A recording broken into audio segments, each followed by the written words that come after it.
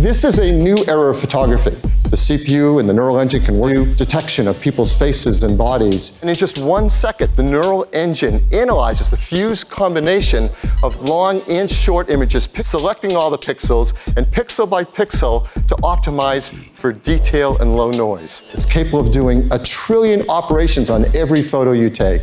It is computational photography mad science. This is computational photography.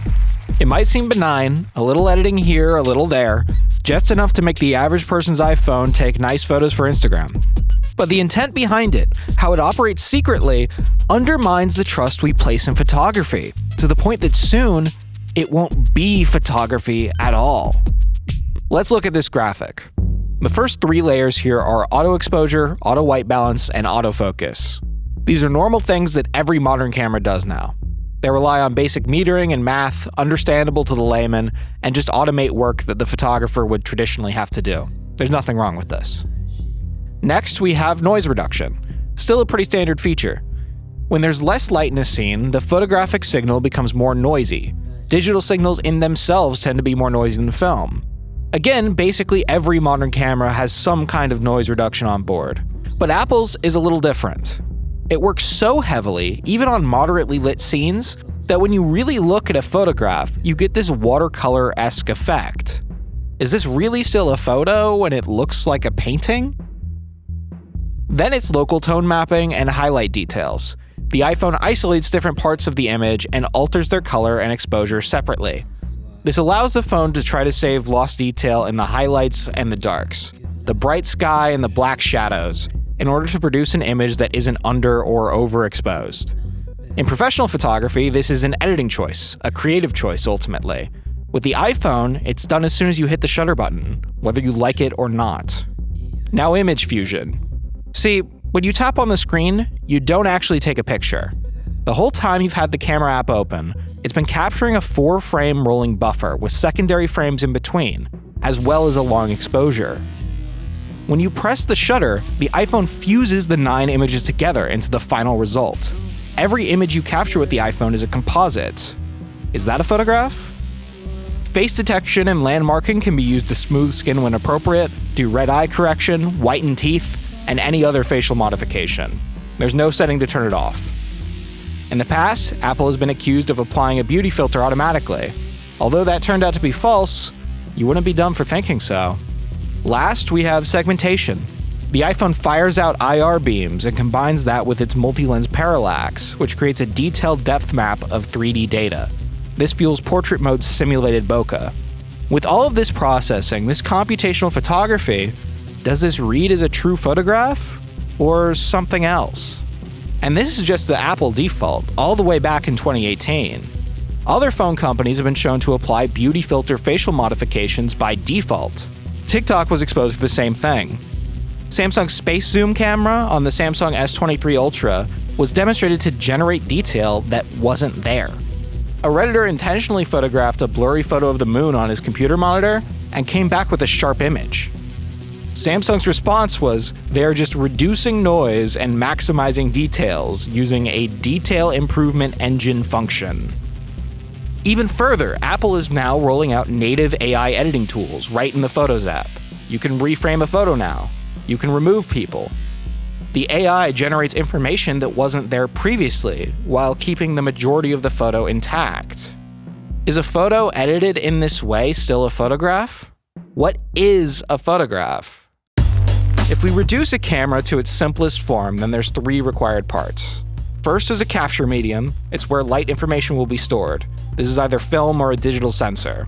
Second is the iris, a limited space through which the camera medium can be exposed to light. Third is a method of determining how much time the capture medium will be exposed to said light. Traditionally, this is a shutter, but for something like a smartphone, it's determining when to read the data from a sensor. It's fair to say a process this simple is a representation of reality. In the film days, you would slather celluloid with silver halides. When exposed to light, the halides burned luminosity into the film strip. You develop it and print it, then you have a 2D representation of what was going on in front of the camera's iris at the moment the shutter was pressed. If you abstract this further, a photograph is at its most basic a chart of light data that you can then interpret to imagine what was happening where the light sample was taken within its field of view. But when we talk about photographs, we don't deal with them this abstractly or this skeptically. We even forget that it's a representation, immediately engaging with the semantic content, what is in the photo.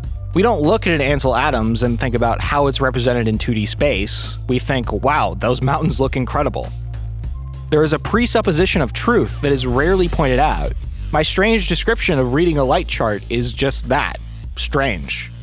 And even back then, Ansel Adams used dodge and burn techniques when printing his photographs, which allowed for these immense contrasts that make his images more striking than where they were captured.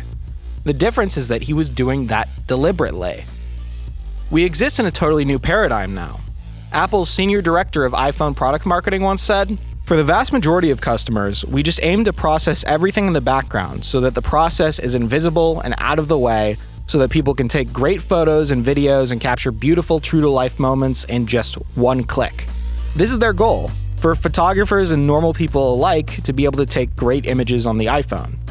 Right now, the processing is dealing with rendering the light data that actually comes through the lens, but why shouldn't that extend further as more tools become available?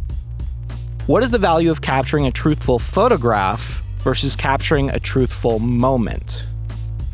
Say you and your girlfriend spend a wonderful day at the beach, concluding with a sunset. If you were to artistically portray that moment with a photograph, trying to capture the truthful feeling of the moment that you had, perhaps removing people from the background of the photo enhances the effect you're trying to convey. It's an artistic choice, something real photographers have done forever, no AI needed. The difference here, though, is the deliberateness. If Apple truly wants the iPhone to take the best image every time in the most amateurs' hands, can they make those creative calls for you, invisibly and ahead of time? If it improves your photo significantly, under their ethos, why shouldn't they use AI to reframe it 2 degrees? Why shouldn't they remove that ugly shadow, those people in the background? Most people probably wouldn't reject it. It's likely many wouldn't know it was happening, the same way most people have no idea about the trillion-operation image pipeline or default beauty filters on their phone. People would likely enjoy a more impressionistic record of their life, provided it was an improvement. We are now reliant on the tech giants to maintain a steady hand, to not push these things over the edge into fabrication. You and I, of course, know about this and can download third-party photo apps to avoid this processing, but most people won't. It's already been shown that AI images work effectively to implant false memories. If Apple can increase customer satisfaction by improving the moments the iPhone captures and the customer's memories of those moments, do they have a moral obligation not to do so? Their competitors are already turning on rose-tinted glasses by default. The implications run deep and broad, even if there aren't any malicious incentives. But here's the thing. We may not be able to rely on photographs for truth now, but maybe we never should have to begin with.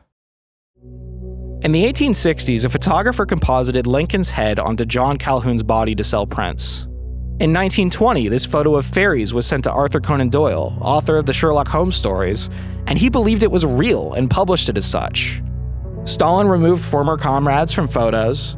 This guy went viral in 2001 with a Photoshop many people believed was legitimate. These are just hoaxes, right? But it can be much more subtle. Something could happen immediately before or after a photograph that could totally change your understanding of an incident. A single caption along with a photo can completely color your read of what's going on, and you can never know what's happening just out of frame. The degree to which we cannot be allowed to trust our own senses has never been higher than today, but it's always been present. This isn't a different problem than we've dealt with before, it's just different in scale. Treating digital photography as capturing moments instead of capturing reality is a reframe that's entirely possible.